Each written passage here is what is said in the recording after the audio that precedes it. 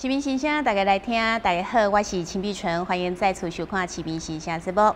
咱市民心声，民进党台南市长初选系列的一个特别节目呢，咱进前邀请过几若位有意要来挑战台南市长的参选人，到节目当中来说明因的理念甲政见。那么今仔日咱所邀请的这位呢，伊是连任过5任的立法委员，而且伊担任过这个蔡英文总统竞选的特别助理，而且伊嘛做过这个民进党的中央党部的副秘书长。咱欢迎李俊毅委员。真欢喜啊，当来碧纯的节目吼，是跟所有咱的市民朋友来开讲吼。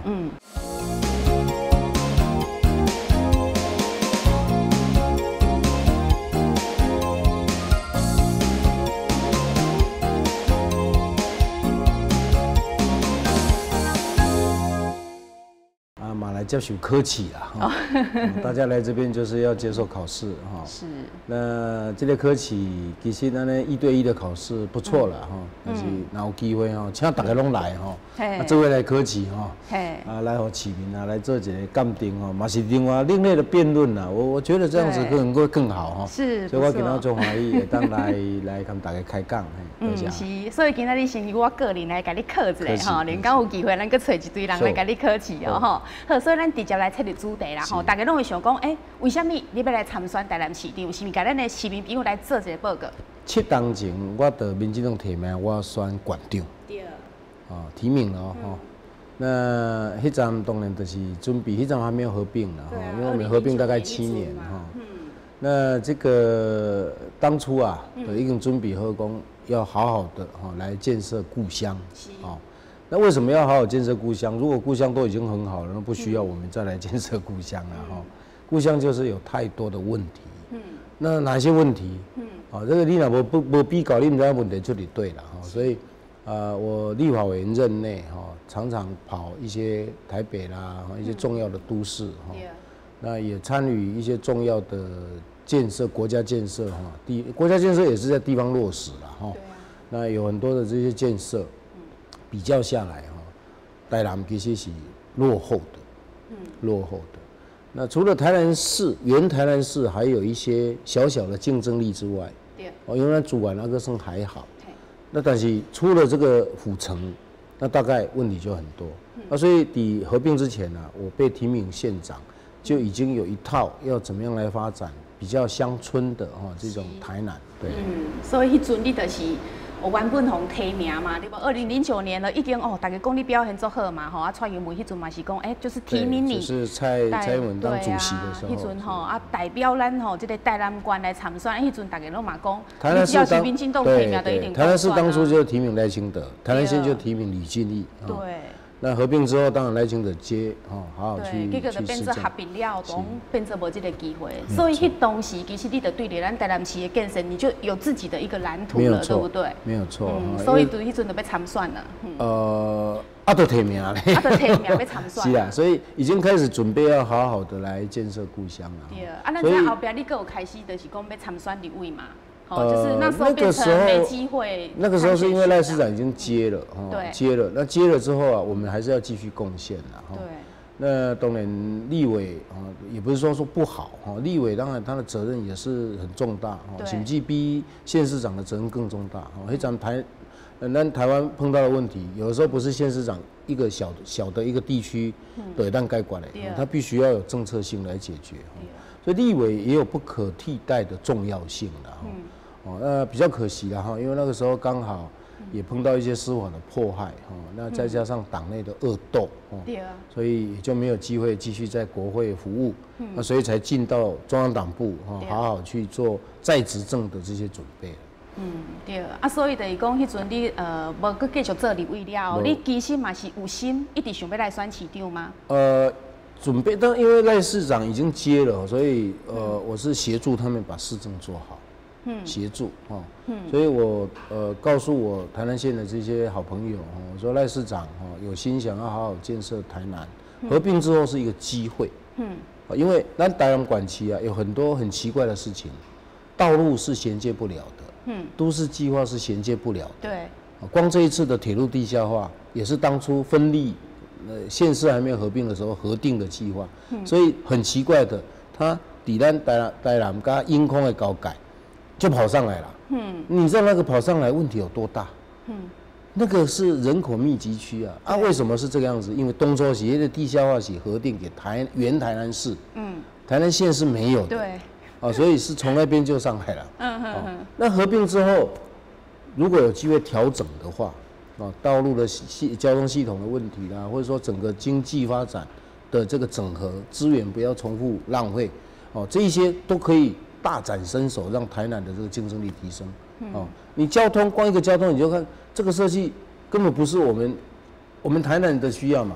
理论上这个地下化如果要地下化，是要到过南科以后到曾文溪再上来啦。如果说以现在这个角度来看的话，那当初因为还没有合并嘛，所以合并确实是一个机会。但是如果说你没有把握的话，那合并就变这有差异啦。这个就是现在台南县碰到的困难，就边缘化嘛。对，边缘化。所以为什么我台南县出身，那对这次的选举有特别的这种哀愁啦。哀愁，就是说，如果我有机会干市长的话，那台南县会是整个大台南发展相当重要的一个机会。就是说，这个发展上来，整个大台南就一起发展上来，这是互补的啦。但是台南县的问题又那么多，短短的执政，你说执政一次大概就4年。对。西当。你可以真的完全解决吗？所以我必须要从最能够马上解决问题的这个部分下手，所以才提出很多的这个政策啦，所以说实在啦，这些心情是复杂的啦，这样复杂所以有很多这个选举的过程中就被挑战或是被质疑说你为什么要跟赖清德弄得那么不愉快啊，或是怎么样，有很多问题但是不管怎么样讲，就是合并本来是一个机会。我刚刚还谈到一个情况，就是说重复投资，台南县有一个南科，那台南市也自己来搞一个科学园区、科技园区，就台南科技园区。对。那台南有一些工业区，永康工业区我这边也弄一个工业区，大家都是变成2套系统啦。我这边有一个棒球场，我这边也要弄一个棒球场，我这边有一个什么东西，我这边要弄一个什么东西，因为它是2个县市各自独立，所以它就变成打来竞争嘛，就要2套系统。那合并之后，我们不需要这样子啦，我们只要1套系统就可以了。对。但是这还是要有相当的这个市政的一个整合大蓝图，你才能够发挥它的功能啊。否则让你说延续过去台南市的。延续过去台南县的，那合并干什么？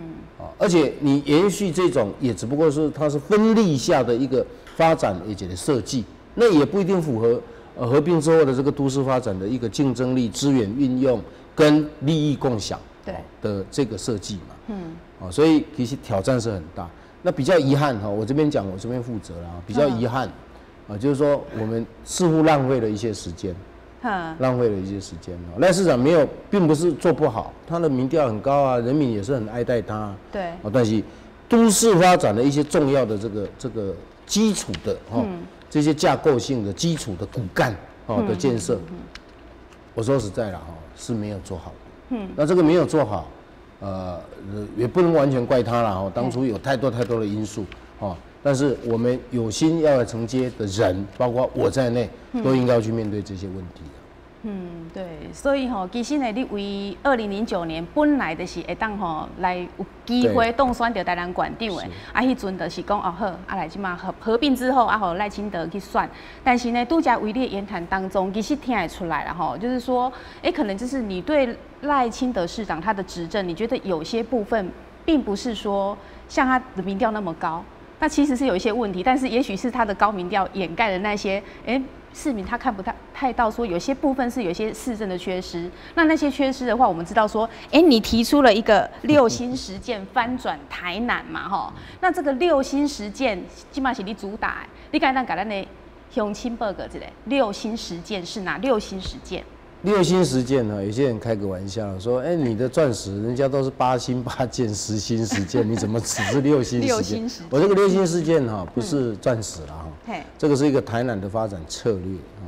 那台南发展策略为什么要6新？那是6个都心，6个都市的核心啊。那为什么要6个都市的核心？因为现在的大台南是只有一个核心，叫做府城核心。全部都集中到府城来发展，其他通都没有被这个在发展上被特别特别的去特别重视啦。就是说没有提出一些其他地方的发展计划。而且所以你看整个人口是合并之后是更明显的往这个都会区集中，永康的成长率、东区的成长人口率，这个北区甚至连安南区到处因为都市计划没有跟上了，所以到处有很多这个违建，有很多这种，但是发展有必要啊，因为它往这边集中的所谓磁吸效应是不断在加强啊，那其他的这个地区啊。就变成被边缘化，人口就不断流失，就更边缘化。对，就跑到都市核心来了。这个一新的台南就会造成这个问题。所以我发展6新的台南。那这6新大概就是以府城这个是不能放弃的。对，高铁是一个台南最重要的一个交通的一个核心了。那现在又要发展绿能，又要发展很多国家级的一些未来前瞻计划。那还有南科，南科这个现在几乎是台南最具有制造业的就业提供能力的，而其他的工业区大概都有困难了，南科那这个不能放弃。那但是南科又碰到一个很奇怪的问题都市计划不够，所以现在往南科集中大概已经有将近10万人。在那边工作进进出出，然后再集中到那边去提供这10万人的一些需求的没有地方，所以嘛是当事人把熊我别去啦。迄阵无想到讲南科发展到安尼啊，怎么会没有想到呢？当初的计划南科就是要容纳30万人，容纳几十万人。按个伊都市计划没有错嘛，就是没有跟上来。对啊，就没有跟上。这个第3个核心接下来新营是台南县最早最重要的一个地方，你不可以把它放弃掉的所以这个核心也不能把它就这样子好像说我给个最近在市长好像宣布给个一个好像这个叫做国家图书馆南部分院，对，那这样子一个图书馆100个人在那边上班好了，100个人上班投资几十亿，然后弄一个图书馆，可以把新营救起来吗？这个是不可能的事情嘛，好，海洋，我们台南最漂亮的，我们不是要看夕阳吗？我们还每年都在办迎旭日送夕阳，对不对？我们有黑面琵鹭，我们有那么漂亮的海岸，我们有什么红树林，台南的红树林之美，我们有这个很多的这个海洋的这个资源，但是是荒废在那里的。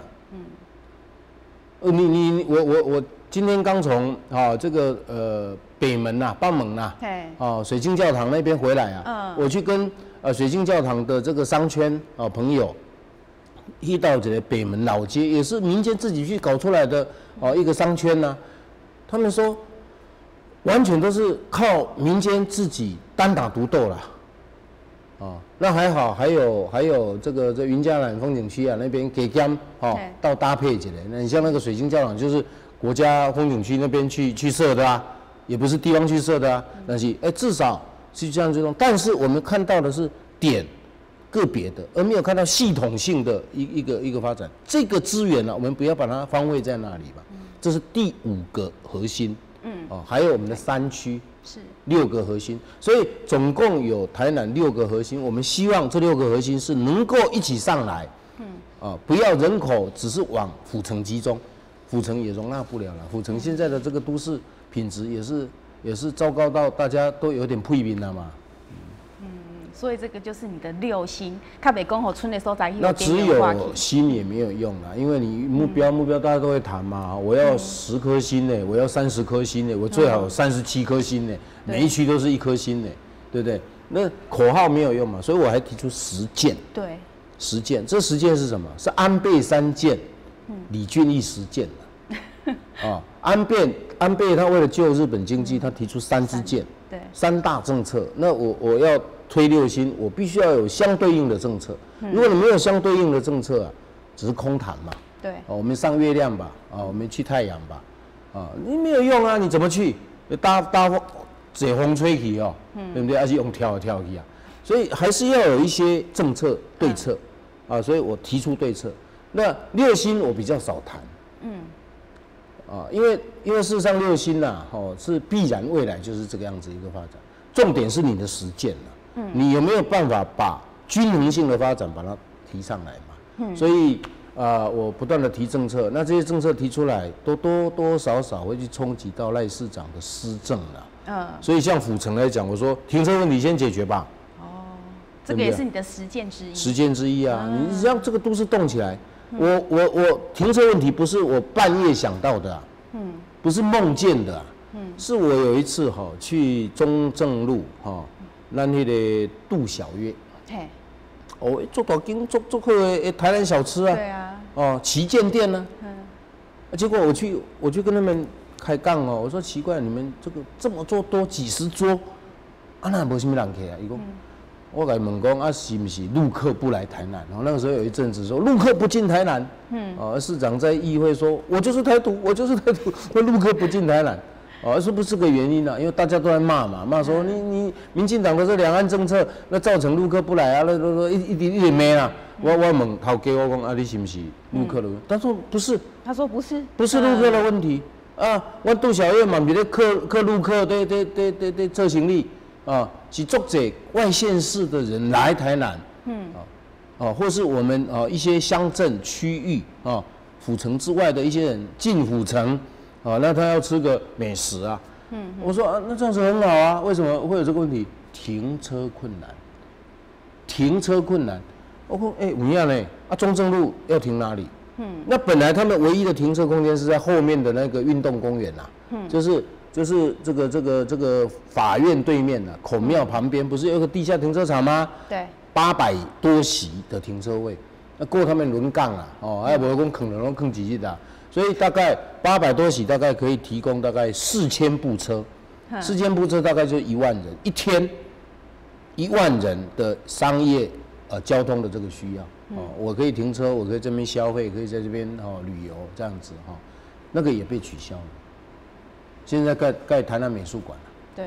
你说未来会提供，那未来可能是3年后、2年后的事情就要一直细起红线，红线不是不应该画，但是你要画红线之前，你要提供人家的适当的停车位啦，停车位结果他告诉我的就是安尼讲，停车困难。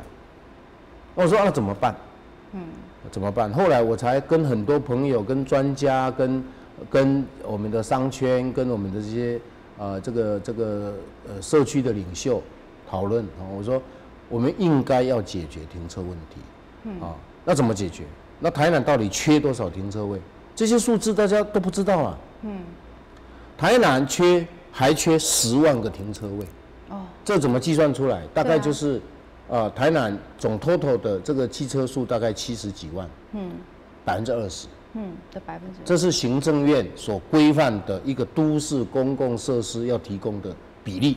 是因为只有这个比例才能够让而且要分散你不要集中这个10万个停车位全部集中到归仁，那集中到归仁是车子停到归仁，然后再搭什么东西来府城吃这个蛋仔面吗？所以这是要分散那我们缺这么多，我们现在只有大概全台南市，而且是有一些是在新营，有一些是在归仁，有一些在新化，有一些在哪里？根本，我讲了你连南科里面，南科那么大，南科里面也是几千个停车位那个都计入我们现在的停车位的计算你会去停南科，然后跑来吃杜小月吗？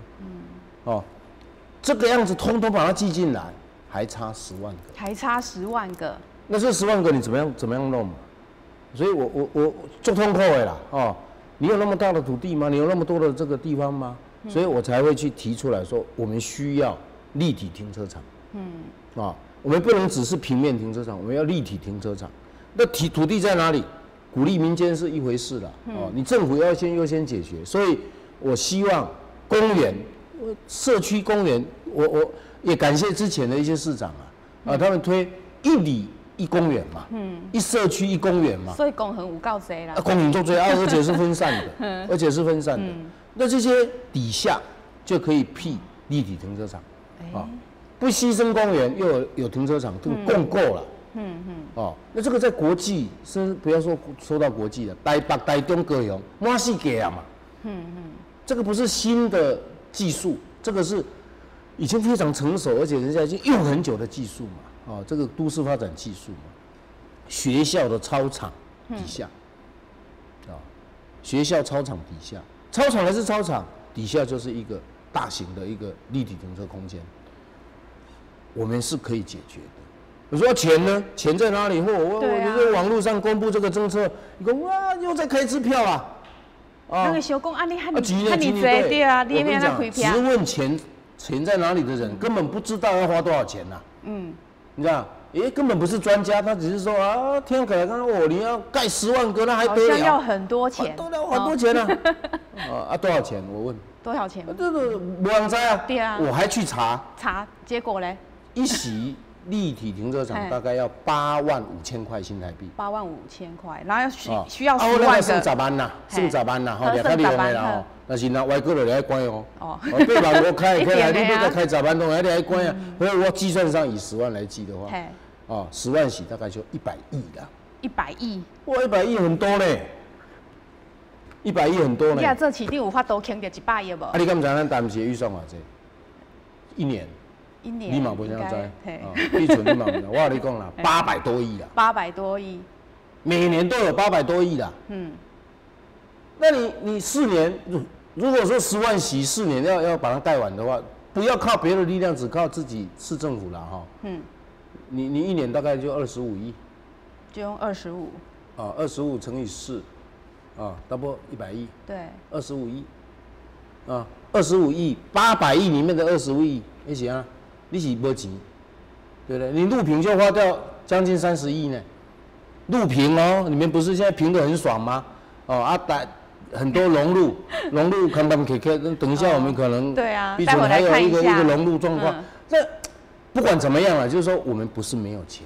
好，那我也认为你不能说你干什么做后业那家没开啊没开。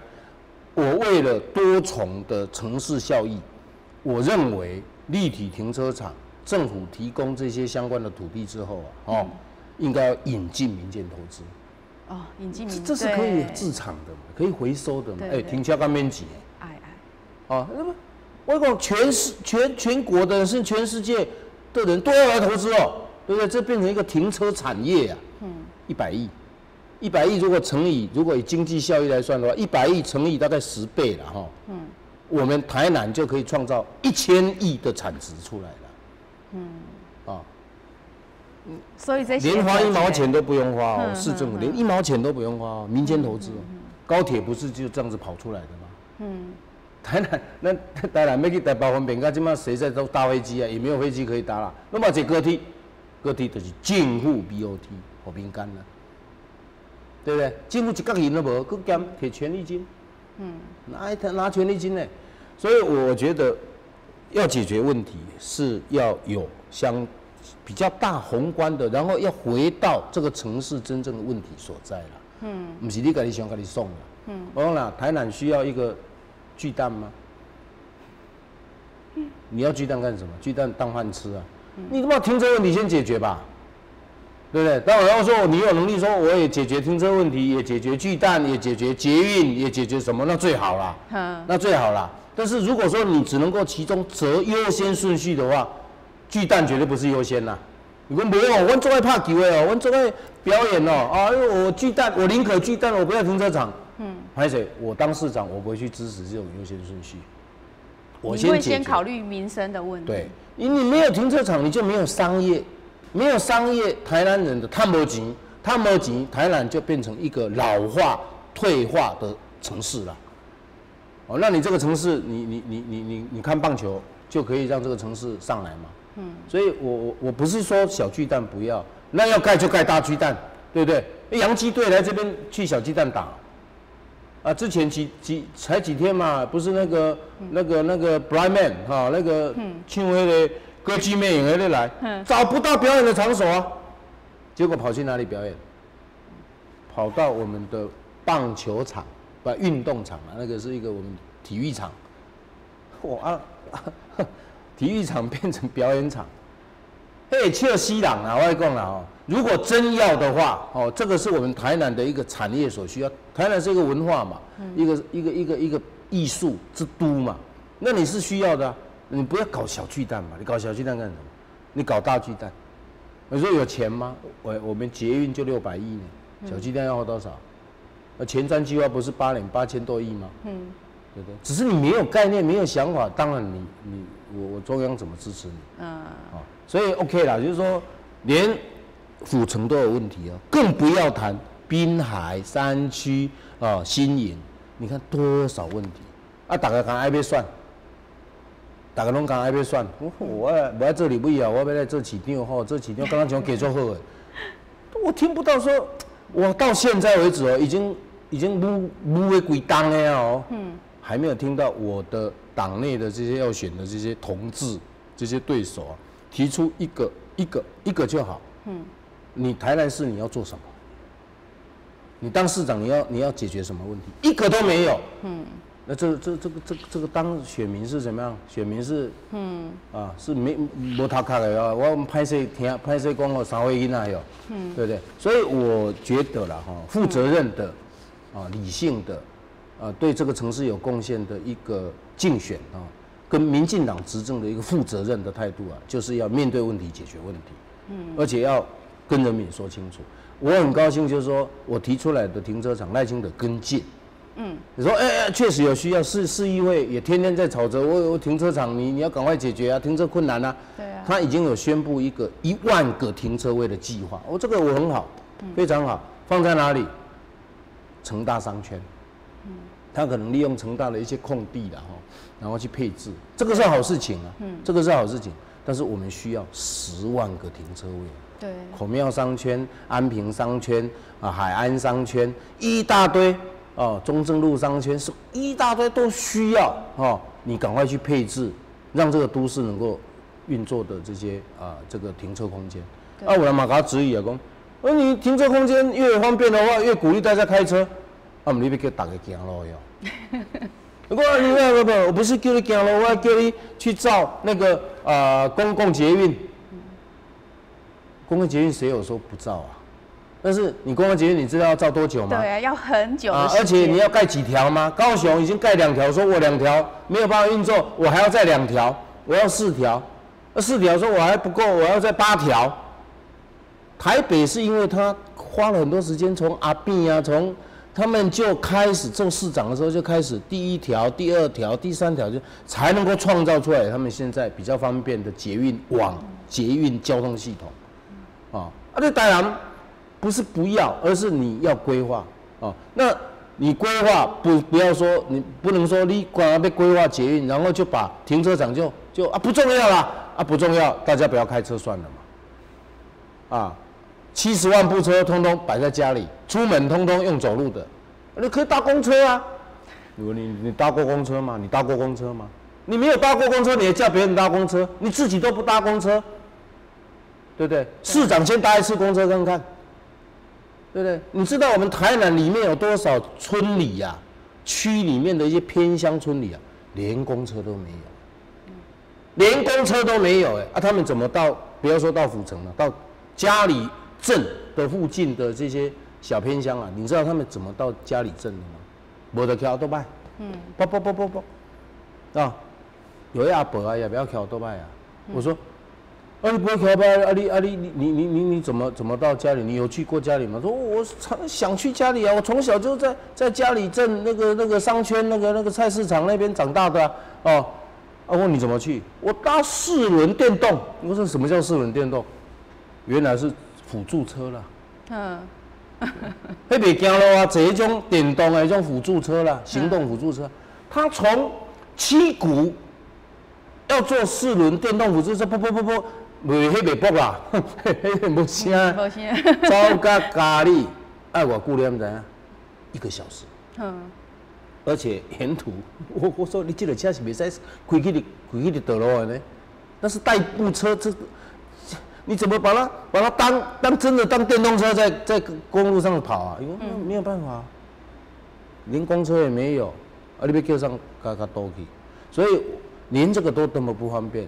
你说，不要汽车嘛，不要盖停车场，我觉得这个根本就不负责任的。我在网络上看到这个，我心血也赢，你知道但是你又能怎么样？酸民那么多，对当然我觉得理性的人还多了哈。这个停车场虽然看起来是很 low 的一个政策了，很 low 啊！一个大的市长怎么搞一个停车场这政策？你们搞一个府城100年大建设才对啊！我还讲了，如果连停车场都做不好了你说你能够为府城带来什么呢？骗笑那个这本荒的嘛，骗人的嘛。他刚出底下找我停车位的车啊，对啊，对啊，然后脱掉的问题，对不对？现在就是因为没有停车位啊，所以我怎么办？所以脱掉。你知道为什么会脱掉吗？会脱得那么厉害吗？讲到脱掉这个，我们知道你最近有推出了几支影片哦。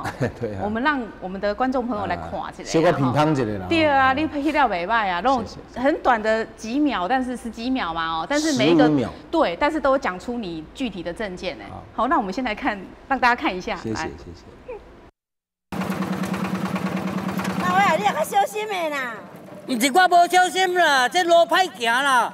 这路我整啊，无要甲恁做好。你的问题我解决。这地是我的地啦，政府给我编做道路用地啦，40年啊，拢无给我征收啦。你看安尼够道理？你的问题我解决。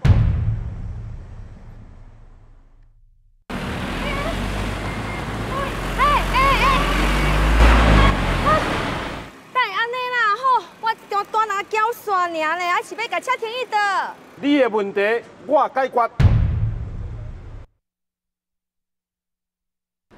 好来，你的问题我解决嘛你今麦已经提出真3样啊，就是农路的翻修还佫有这个道路公园全面征收，佫有铺设停车场，刚才有讲到。你针对着这个农路要翻修，佫有全面这个道路工程全面征收，这大家嘛是拢会积极讲，你倒来遐尼侪经费来说明一下。农路大概没有办法说不花钱，这个咱讲的实在，但是大概我每年大概是准备50亿。50亿1年50亿把农路做一个翻新整修了那大概4年要有累积大概有200亿200亿我觉得应该是足以来处理我们的农路的更新公园道路公共设施保留地的这个征收这个市政府的官网上面都有去报告到我们现在大概有4000公顷这种土地。没有征收的道路啊、公园啊、学校用地啊等等，4000公顷，4000公顷大概有多大？你知道吗？哇，4000公顷大概有7个南科的大了。7个7个南科了。建商家做侪钱呢？那全国大概有2万公顷。所以我们台南就占了1/5啊！这么多！全国2万公顷，这个都是市政府的资料。我当立委的时候逼出来的资料啦。我当立委，我就是要阿扁总统要解决这个问题，因为大法官会议都已经说过了嘛。你把人家私有土地划为公园，然后就黑嘞。对啊。那人做衰。那就衰所以后来才有改成区段征收。后来我说区段征收也不行因为很多区段征收这个法令之前就已经被保留在那边了。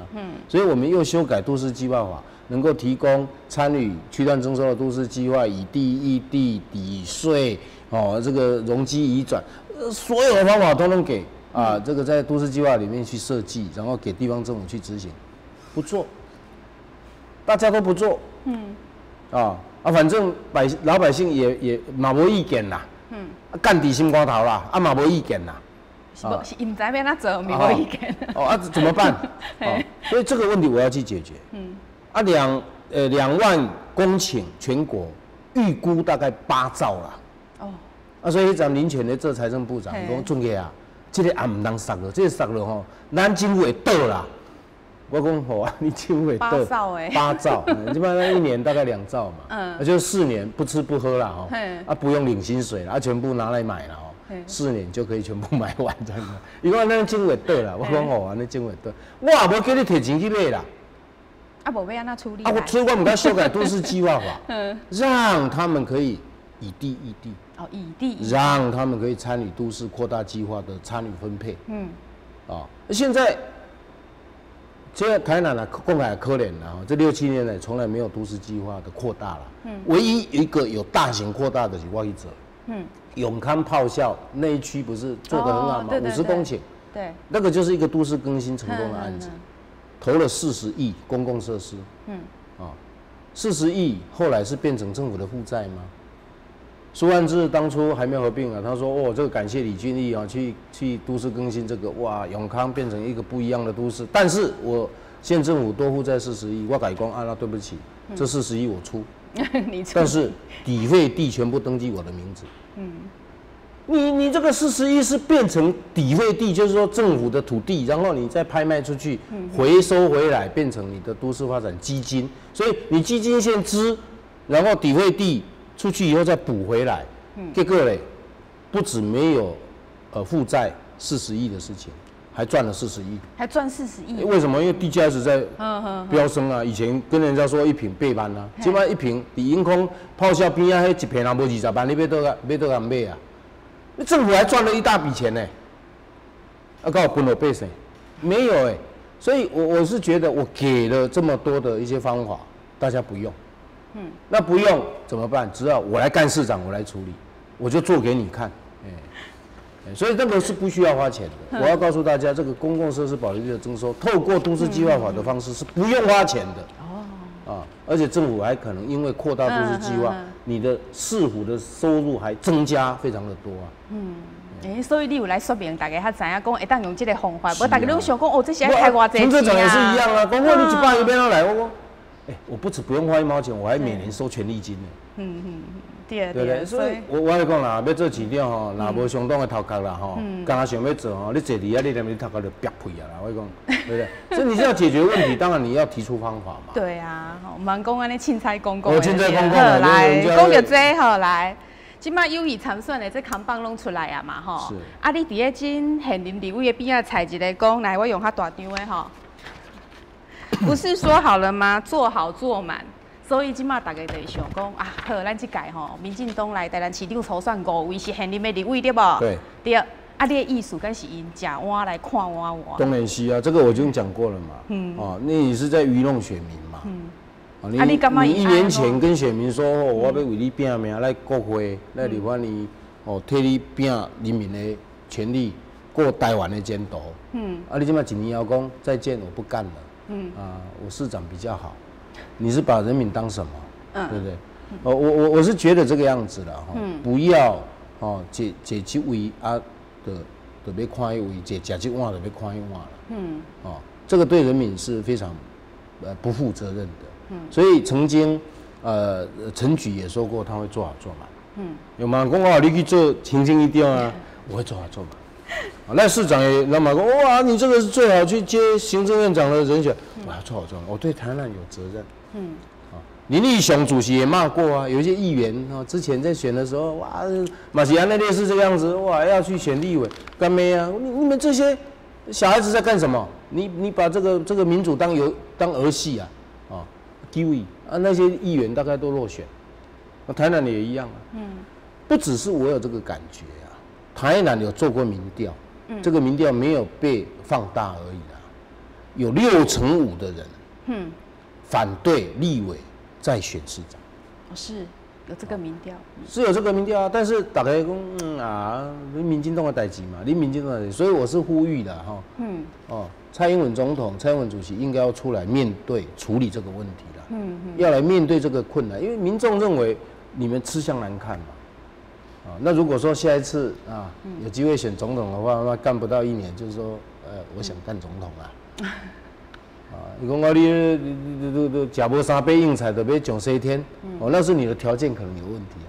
但即使你是假了30杯硬菜，你也不能够说本来答应说要把立委做好的，结果现在有更好的位置出来，我就赶快跳，所以我才会说，不是当初你就跟选民承诺了吗？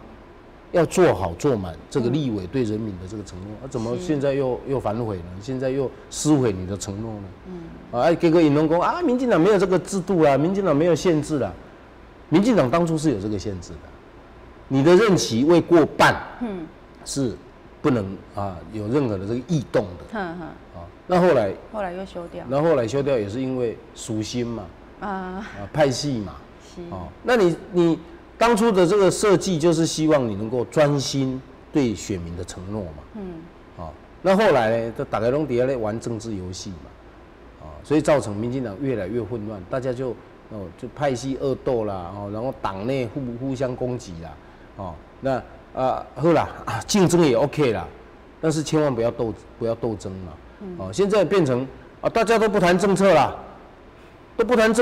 什么叫竞争？竞争就是说你有什么好的政策，你能够得到人民的信任嘛？今摆老无咧讲这样呢，对不？大家拢咧讲，阿姨要拼啦，我有拼无拼，敢你咧讲的？有拼无拼是人民在讲的，对不对？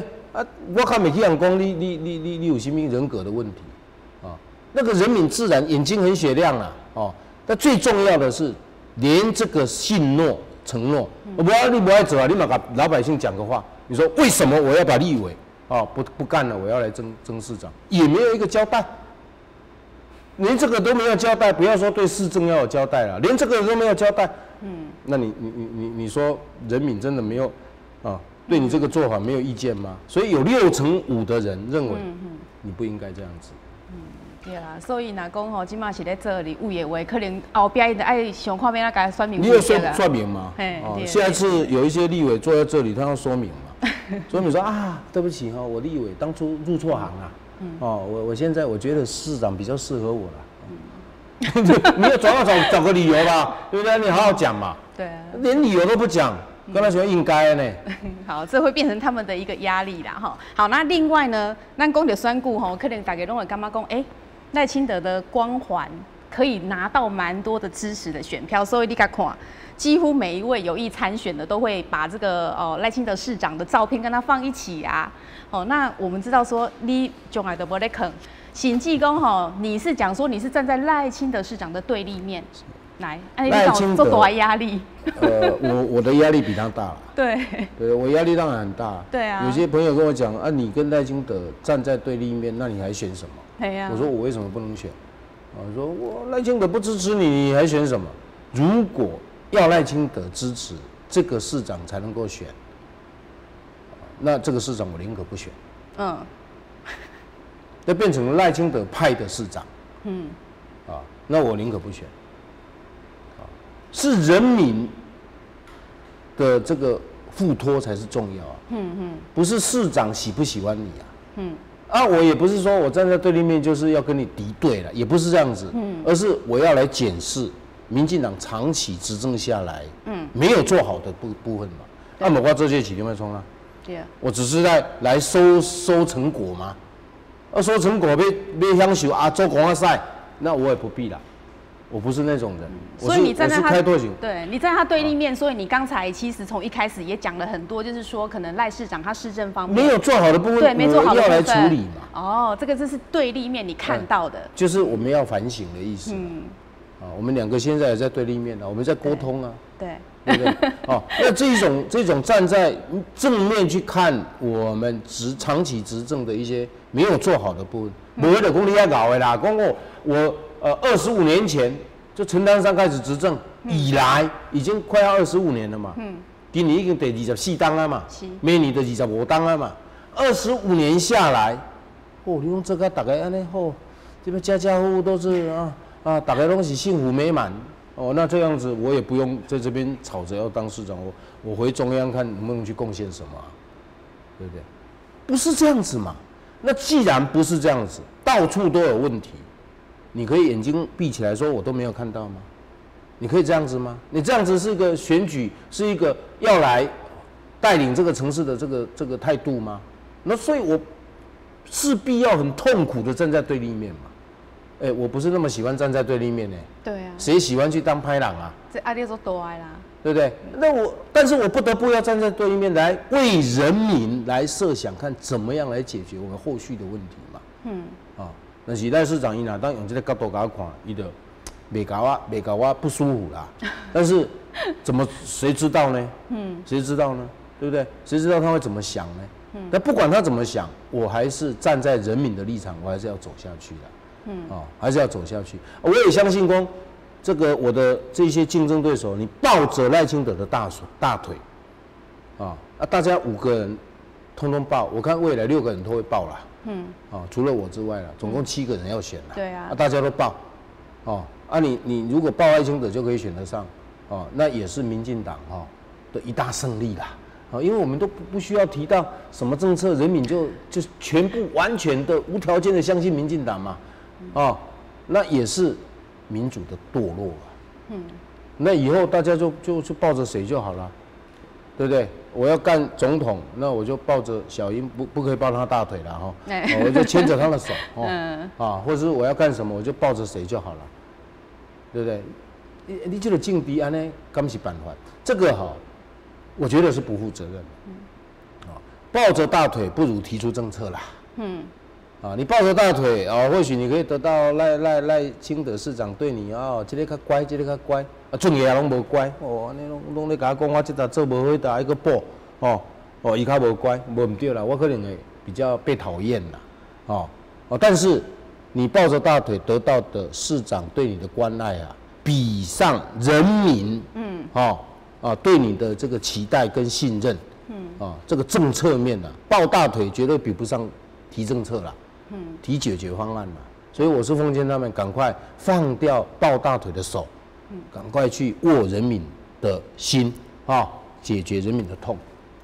所以到目前为止咱这初选这个候选人里面呢，你算是这个政策提出最多、最具体的一位嘛，不过咱今嘛知影讲，你现在也没有什么公职，然后也之前为了就是没有资源啦，对，你无资源，人咧结婚嘛，无一定要放贴仔来我，你留咧老人嘛，无一定要叫我去吃平安宴呐，对不对？但是没有关系啊，我到每一个礼仪去做说明会啊，我请他们吃个叉米粉啊，共餐啊，听听他们的心声啊，没有比较不好啊，我已经办了将近几十场了，快要100场了，但是台南有752个里耶，我走完可能1年后的事情，可能走不完呢，我就尽量走嘛，尽量走我觉得这个样子我更踏实啦，我更踏实我没有这些公党职公职，但是我觉得我有人民对我的附带寄托那这种对我的期待对我的这种未来跟我共鸣我说了，我定咧讲我跟人民共同呼吸啦，共同吃一碗面啦这个带给他们的安定感、信赖感这种安全感跟对未来的可能更有勇气来克服一些困难，我觉得这个值得啦，这个值得，所以我不会孤独我也不会觉得说这个样子我就好像有点不准，不会啦，反而我更快乐啦。跟愈走愈有信心越踏实嘛，对不对？而且每天我较散懒的，你知道吗？你有要比较那个广告片广告片大概3个礼拜，3个礼拜的前拍的，已经完了照散了。我讲你是安那？你去看医生我前几天才去体检检查起来讲这也袂歹，遐也袂歹，拢做健康的。唯一较差的是讲精神不济安尼，体内有点 overloading 啦但是散了那这个散了但是我觉得很愉快，因为我听到人民他们真正的声音，这个如果你听不到人民真正的声音，你的所作所为可能会是闭门造车的，纸上作业，你浪费一年有1000亿，将近1000亿的预算，你可能没有办法用在人民真正需要那个急迫的事情上面，所以这段时间的辛苦是让我更有执政的这个实力的，跟坚定的做这个为人民来解决问题的这个市政的推动的这个力量。好。哇，咱讲啊足欢喜，这个时间伫要结束啊吼。对，所以呢，咱最后吼是毋是讲，针对你要来参选，你什么话要甲咱的市民朋友讲？其实我无什么做特别的话啦，吼，你讲这个市长的提名是人民的决定，人民的决定是你在决定，不是蔡英文，也不是赖清德，是你在决定，所以你自己在决定的时候，也不一定选我啊。你不一定要选我，你对我有意见，或是对我不信任，你不要选我，都不需要让你自己不舒服的选举啦。你是为你自己的现况跟你未来做一个选择啦。所以我希望我们的咱的市民朋友啦哈，你是为你自己在决定下一任的市长，是你在决定，电话会拨到你家去，不是拍去赖清德因兜。也不是拍去天公伯遐，也不是拍去总统府门，是拍去领导门。所以打到你家的时候，你要好好慎选你下一任市长人选的这个选择。我已经准备好那我也希望他们赶快准备好，他们要来这边也要跟你们报告他要做什么。如果说他提不出来要做什么，看板上面也只是在选美比赛，看那个看板大小，或者说谁拍的比较严导，谁拍的比较漂亮。那算了吧，那这种选举就是一个很 low 的一个选举啦。台南市不是一个很 low 的城市，各位都是很有水准的，你们好好做一个为台南市选择的一个正确选择。谢谢。好。好，咱今仔日非常欢喜邀请到李俊毅委员到咱节目当中，所以咱的观众朋友、市民朋友呢，你有听到他的政见，然后他的理念，还有他要怎么去做。如果你认同他的理念，你就给他支持，给他鼓励啦所以后续那么是就需要邀请到几位来咱的节目当中来说明自己参选的理念。那可能就是说，你有提出具体政见，目前你是最多的这一点是非常值得肯定的。好，那我们再一次感谢李俊毅委员到节目当中，谢谢你。那么感谢观众朋友收看《市民形象》节目，咱伫遮过一段落，咱后礼拜同一时间再会。